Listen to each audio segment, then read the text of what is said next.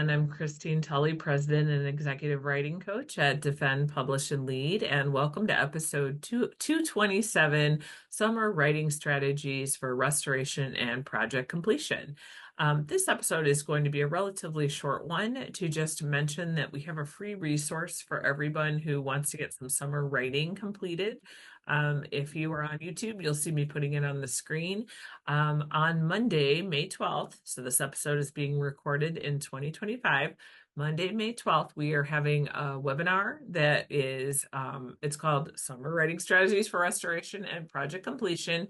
And what we're going to do in that webinar, which will take place at 11 a.m. Eastern, is we're going to set some writing goals and talk through how to have a deliberate summer writing practice that is rewarding, not necessarily stressful. I really don't like to emphasize in the company about doing writing, all summer long and not having any kind of downtime if you're able to get some downtime during the summer. I know more of us are teaching summer courses. A lot of us are traveling and doing some other things. So usually summer, or whenever the break is between academic semesters, usually there is some kind of time difference in the way that time is handled. So we'll be talking about that a lot in this particular webinar. One of the things that you can do if you want to register for it, it's at Eventbrite. Our events are just all listed on Eventbrite, Defend, Publish, and Lead. If by chance it sells out, because as of now, there's not very many seats left, and you want to join us, I am more than happy to have you join us. It's completely free. Just email me at Christine@defendpublishlead.com, or you can message me on our website. There's a way to fill out a form, defendpublishlead.com, and there's a contact us form where you can let me know, say, hey, I really want to go. Can I go? I will get you the link if it would happen to sell out. But I'm mentioning this today because at the time that this episode will come out, it will be in early May or early-ish May of 2025.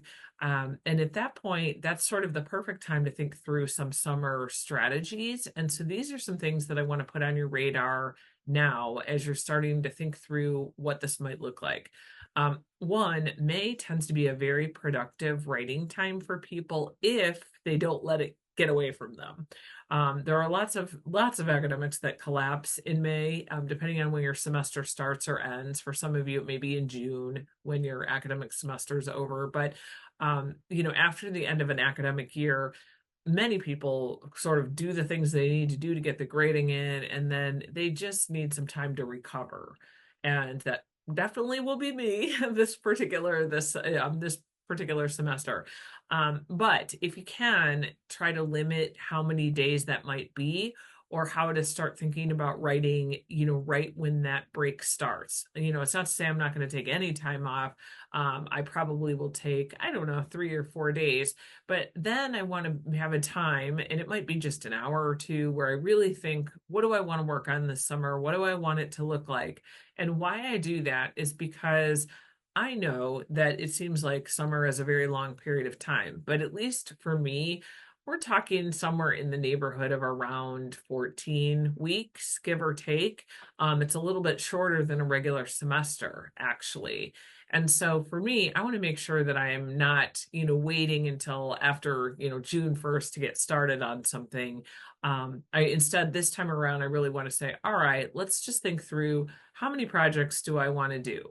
If it's one, that's great. But when am I going to start it? What's my starting date? What do I need to get started? What do I really envision my summer writing practice looking like? I don't know the answers to some of these questions yet. I'll figure them out before we have the free webinar. But these are just some things to think about. So let me throw some more things at you. One, of course, is what do you want that writing practice to look like? Another thing is, how much of a physical or a mental break do I need? Because I know for some of our clients, they've been pushing very hard this academic year and probably can't do too much more. They've got to have some downtime to just recover. Many academics change jobs and move during this time. So there's it's not going to have the same kind of rhythm that maybe a regular semester would. And I have done some thinking about how I want it to look, but I don't have definitive answers yet. I do know what projects I want to work on, and that would be a second thing to consider. What deadlines do you have?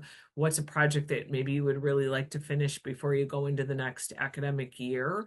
Another thing that I'm trying to be a little bit more proactive about is to decide when is my time to think about teaching starting. Not all of us teach every semester, but if you are, I know some people plan, all summer long. Other people do it, the week before classes start. And I always tended to fall into that bucket.